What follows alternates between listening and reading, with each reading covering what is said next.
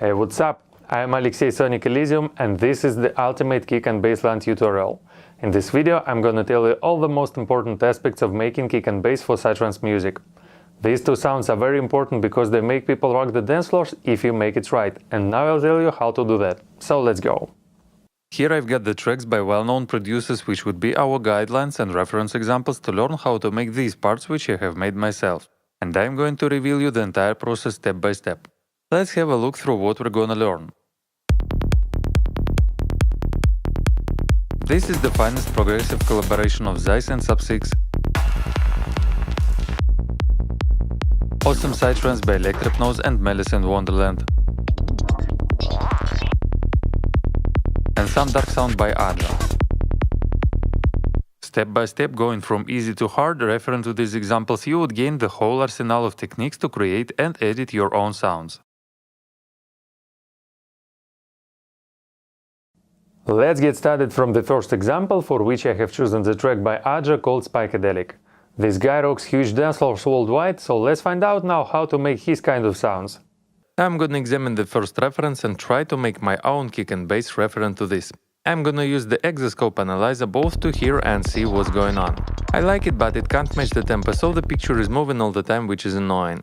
There's a simple way to solve this problem, and now I'll tell you the first secret. We want to see the picture matching to our beats, that's why somehow we have to tell the analyzer when to refresh. That's called synchronization. I've made a short impulse and put it on a separate track matching the kick drum. You can make the same out of any high sound, for instance a hi-hat, using a high-pass filter.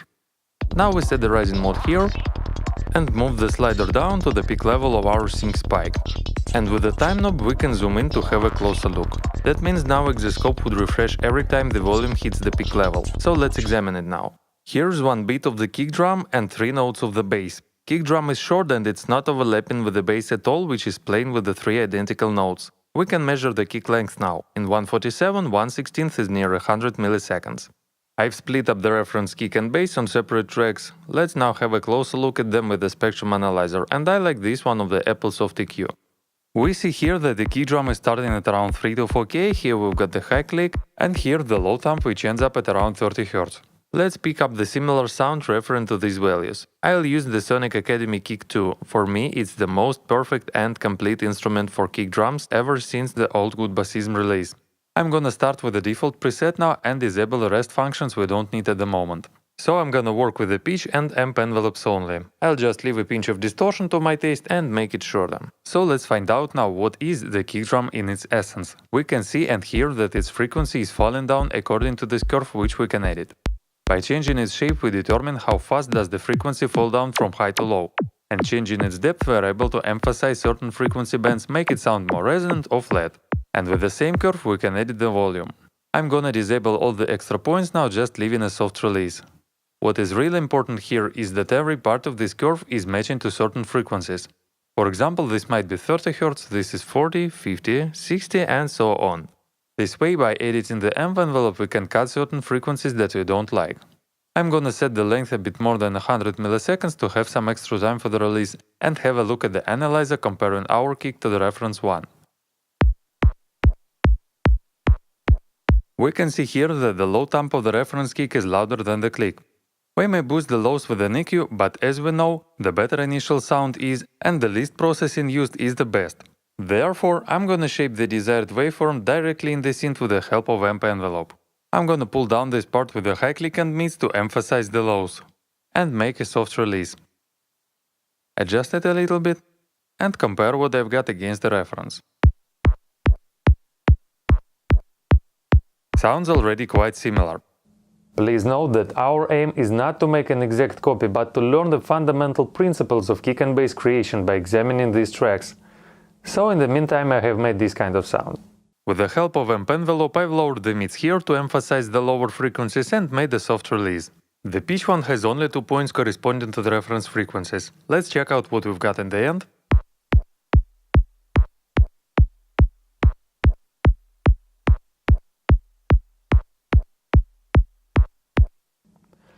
Note that there is absolutely no processing at all, no EQ, no compression, no magic button effects. This is just a pure sound of the Sonic Academy synth that sounds awesome. I advise you to take some time and repeat this exercise.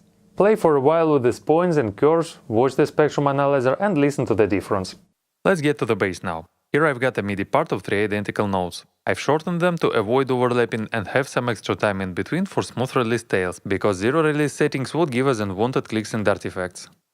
I'm gonna use Massive. We know that the basic waveform for Psytrance bassline is the sawtooth, but on every synth it sounds in a different way because it has different spectrum content. That's why I encourage you to experiment with your own favorite synthesizers. Here I've got a single low-pass filter. Massive offers us a selection of filter types, and looking ahead I've chosen the Daft mode because it would sound closer to the reference we're recreating in this example. Let's pull the resonance down and bring up the first envelope to the cutoff, tweaking it all the way up, and close the filter. And now I'm gonna add a pinch of distortion to my taste and pull down the amplifier sustain. I'll set the fixed phase here to make all the notes sound the same. The magic knobs that define the bassline character and make it sound the way we like are the cutoff, decay and sustain, so let's tweak it and have a listen to how it works out.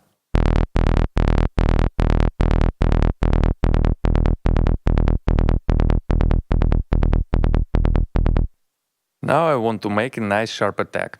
At this point everybody is looking for a magical compressor, usually asking which one to choose to emphasize the attack, to make it more punchy, or which compressor is good for basslines. None, I'm telling you. This is the secret number 2. We just need to adjust the phase position. This parameter defines the starting point, the initial transient of our note, and gives it a nice punchy click. So let's have a look at our waveform while changing the phase.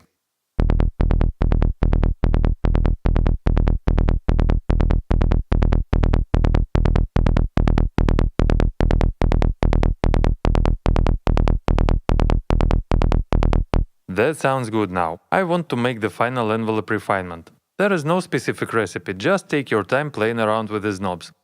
After a bit of time and magic I have made this one.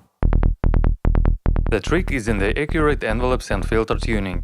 For the best results it's very helpful doing it both in the speakers and the headphones, comparing the sound to find the proper one. Let's now compare it to the reference again. We see in the reference here that second harmonic level is almost equal to the first one, the fourth and fifth are trimmed, and the overall mids are lowered. In general, speaking of the bassline EQ, usually the first two harmonics might be emphasized to add the bass, and some of the mids might be cut out to remove the mud. Let's have a listen to them.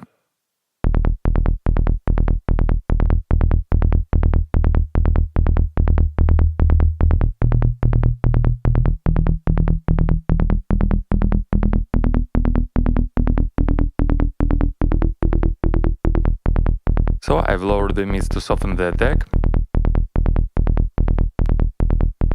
boost the lows on the second harmonic, cut out number 4 and 5 to clear mud, and boost a little in between the cuts to compensate it. So let's now compare it once again.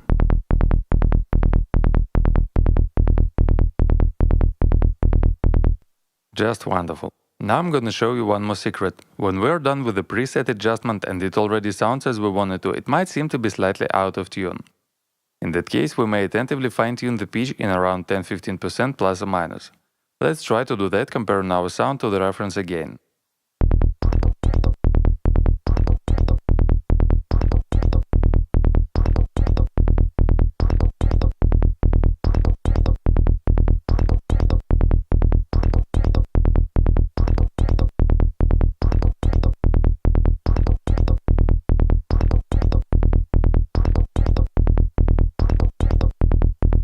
This way it sounds better.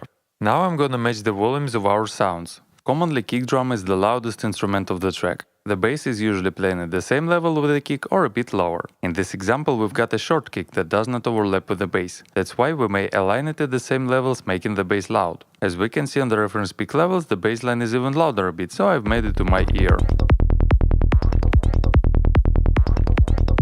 Next I'm gonna route it into a group channel and insert a compressor to control the overall dynamics. For that I like to use the glue with a fast attack and release, slightly moving the threshold down until it starts working at the range of just a couple of decibels.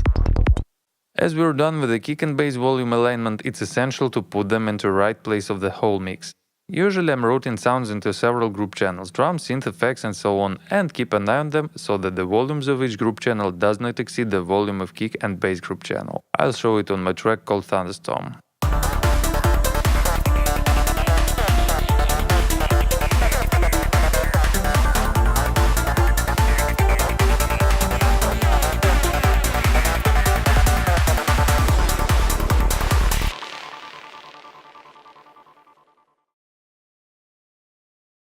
Going further to more complex issues, I'm gonna make the kick drum longer. For the second reference, I've chosen the collaboration of Electric Nose and Malice in Wonderland called Nifopo.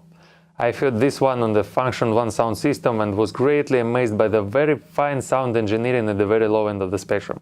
So let's now have a look at it.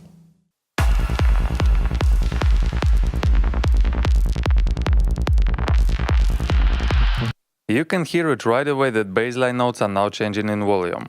Ducking at the first note, it makes room for the kick drum tail, which is longer. In this example, I've just mapped the velocity to the synth amp and edited MIDI part. But that's not the only trick when we're dealing with a longer kick drum, so let's find out more. I'm gonna start with the bass. I've taken the previous patch at a starting point, blended a bit of square waveform, and edited the filter cutoff frequency and envelope to make it sound deeper as we hear it in the reference. This time we have no sharp attack, so I've turned the phase back to 0. I've also boosted the second harmonic and got rid of a muddy one number 5. Once again I've chosen the bar with distant necessary sounds. Looking at the graph now, we can see a very important thing here. The kick drum is longer, completely overlapping with the entire first note of the bass, but the low frequency tail is matching the bass perfectly. Right here we see the attack of the first note and it sounds together as one. This moment is very important because here the magic happens. And this is our secret number 4. In case when kick and bass phase does not match, we hear something is wrong. I'm gonna demonstrate it here. For that I'm gonna use two identical sine waves. As we know, sine wave is the simplest sound. All other sounds are literally built of the sine wave combinations. The frequency of these is 55 Hz. That means it wobbles as many times per second, so one cycle repeats from one same point to another. The phase is actually a time measurement of the difference between the point in a cycle and its origin. This value is measured in degrees from 0 to 360. At this point the phase is 0 degrees, here it's 90, here is 180, 270, 360 and so on again. Moving one wave in time, we're actually shifting its phase relatively to another one. Let's have a listen to what happens in this case. When the two waves are phase aligned and we're summing them, it results in doubled amplitude, and we can hear twice as loud sound than each individually. And phase shift leads to the volume decrease. When the phase shift is 180 degrees and we are summing two waves, it results in zero amplitude or silence. That's called phase cancellation. And that is the phenomenon we must avoid when dealing with the kick and bass. So let's find out how to do the phase alignment of our sounds properly. Likewise, the first example, I've made a kick drum and here's what I came up with. In case of the trance music, the kick drum sound frequency is changing all the time. Again, for instance, this might be 40 Hz, 50, 60 and so on. On the other hand, the bassline consists of the same. In this example of a sharp key, it is 58 and 116 Hz respectively. So it's very important to adjust the kick drum tail the way we avoid phase cancellation on one frequencies, otherwise we're losing some lows, and try to avoid resonance spikes on another frequencies. And the exoscope will help us again. Any change of the pitch envelope results in a phase shift.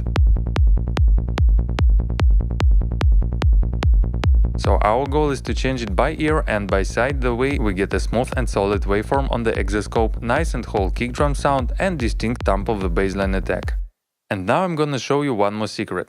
Sometimes working with the kick and bass we get a nice solo sounds, but still we may notice that something's wrong when we're playing them together. Quite possible it might happen due to the phase mismatch. Then we can just shift the whole bassline track in time a little bit. In Cubase I can do it like this. In this example, the shift of just 10 milliseconds results in a perfect smooth curve and very nice sound.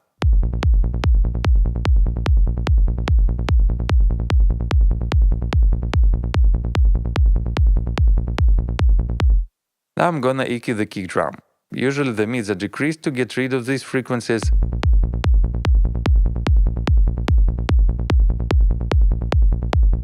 Sometimes the click might be adjusted at the higher mids here.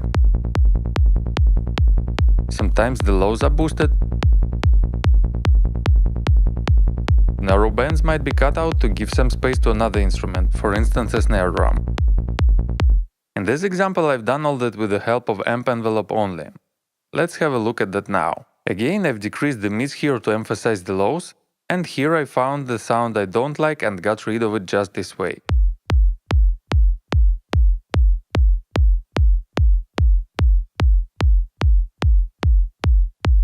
Let's compare it to the reference again. The spectrum analyzer shows us a sharp slope here. Commonly the useful signal ends below the baseline fundamental 58 Hz of the A sharp in this example, and the kick drum ends up at around 40 Hz now. The lower sounds don't carry any useful information, we can't hear it at a certain note and we don't feel it as a pleasant thump in the chest. But physically the lower frequencies are carrying a lot of energy, so we better get rid of them to save this energy for the useful ones right here. So I'm gonna cut the lows with the Waveline EQ low band filter.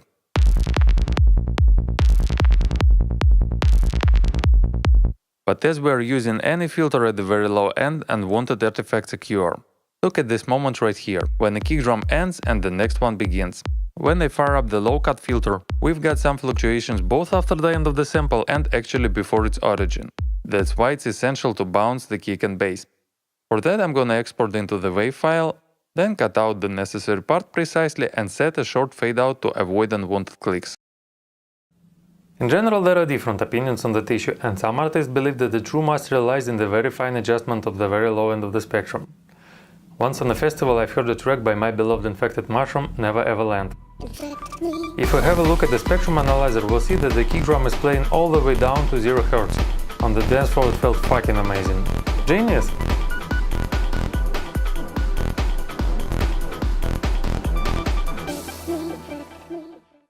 Now I'm gonna slow down and proceed to the progressive sound.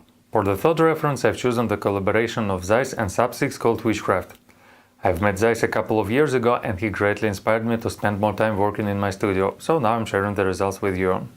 There are two different bass lines in this track, but I'm gonna show you one of them to illustrate the basic idea. Starting with the kick drum, let's find out what else we can do in the Sonic Academy Kick 2. In the right section here we've got 3 extra channels for the clicks.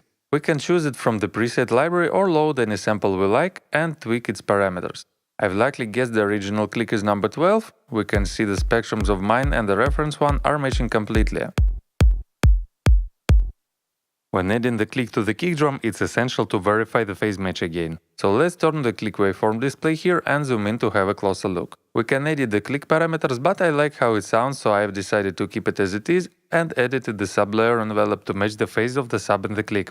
This time they don't match completely, but it's good for now cause the click is very short.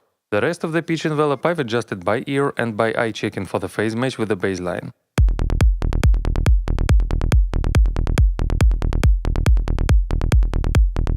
Now I'm gonna have a look at the amp envelope.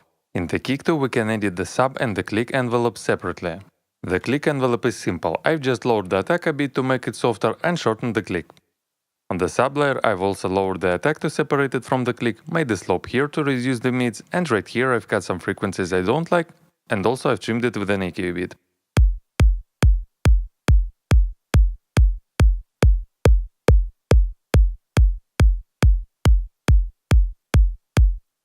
And here I've got a smooth release again. Since our kick drum is long, it is overlapping the first 16th of the bass completely, provided we have ensured a perfect phase match. So the amplitudes of the kick and bass are summing now in the low range of the spectrum, and we hear the nice fat kick and clear and distinct first note of the bass line.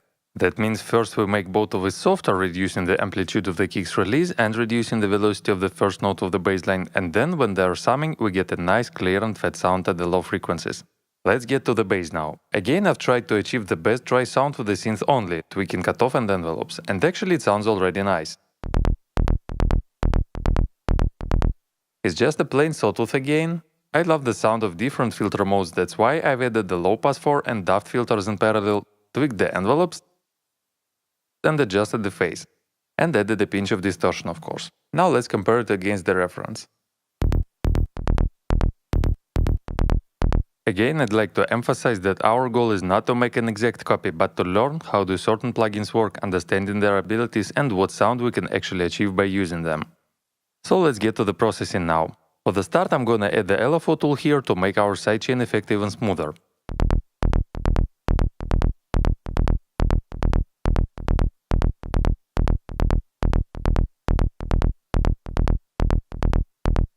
Let's add an EQ now. I'm gonna lower the mids here to soften the attack.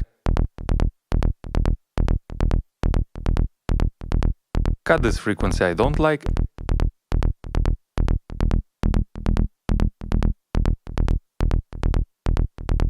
And then boost this range right here in between to compensate the cuts. That's how it sounds before and after EQing.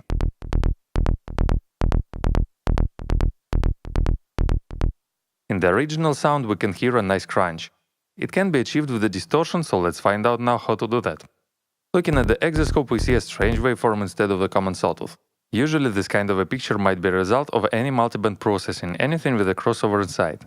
And the most famous multiband distortion is obviously the quadrophase, especially version 1. So now I'm gonna go back in time and open the old Cubase where I've got it. In many cases it works just fine with the default settings, but I advise you to play with the crossover, move these bands here and there and listen to the difference.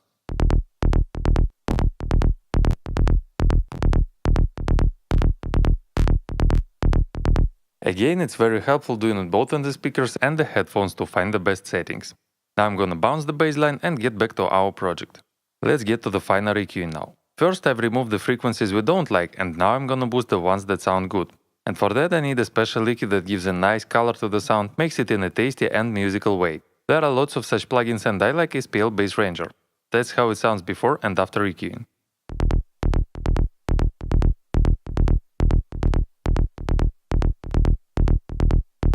It's essential not to overdo it. Add just a little bit, compare your sound with the reference one and monitor the spectrum analyzer. Now, after all the processing is done, I'm gonna balance the sound, make it more consistent and solid throughout the whole spectrum. And for that I'm gonna use the compressor now. Let's have a look at the spectrum analyzer. That's how it looks like with the compressor on it. Bass volume is minus 3.1 dB. Let's now bypass the compressor. We see here that two lower harmonics are now like 2 dB louder, yet the overall volume is at the present level. That means I've just put back harmonics that stuck out. Let's have a look at the compressor settings now. I set the threshold level so that our signal is compressed for no more than 6 dB. Ratio setting is good at around 3 or 4, because I don't want to squash the signal too much. The attack and release settings are very important. We remember that 1/16th note is around 100 milliseconds. I want the compressor to work out each note, so I set the shortest release for it to have time to recover. Also, I want my initial transient of each note to pass through the compressor, so I set the attack value from 10 to 50 milliseconds, looking for the best setting by ear, listening to the click sound. This way I can make it more or less sharp and punchy.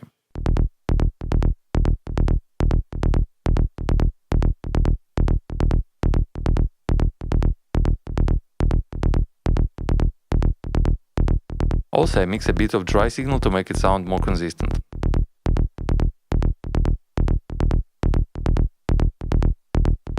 And finally, a special trick of the progressive is the pitch crusher effect. At lower values of distortion it gives a nice crispy sound at the high end. In the FabFilter Saturn it's called Destroy. It's very important not to overdo it. The default plugin of your sequencer is also good.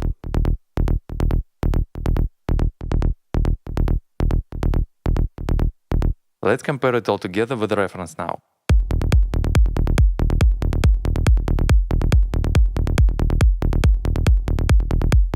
Sounds fantastic. So that's it for now. In the end, I'd like to say that all that I have just shared with you I have learned myself not so long ago. But all this knowledge was preceded by years of research and practice. And even without some of these skills, I have already released 2 albums and played it on many cool parties and festivals worldwide. Because music is the most important thing, so please make good music. I hope you find this video useful, so go on ahead and share it on the Facebook. You can also ask me any question or check out my music right here. Thanks for watching, I'm Alexey Sonic Elysium, bye bye.